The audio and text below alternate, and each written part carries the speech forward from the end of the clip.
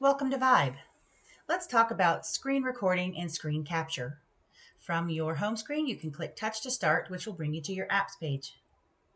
If you have a specific app that you want to use, you can open that app, or you can simply hit your double credit card overview button and open that app.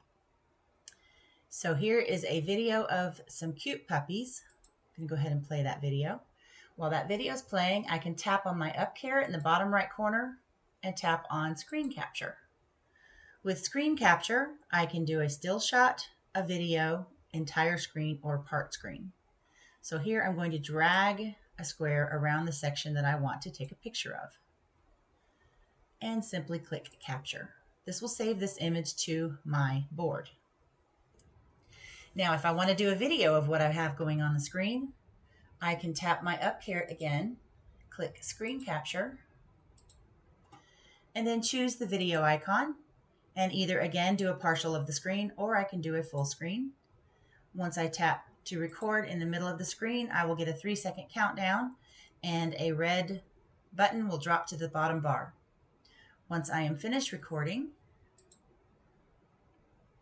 I can simply hit the stop button again here at the bottom on the bar. This will save this video onto the board memory as well.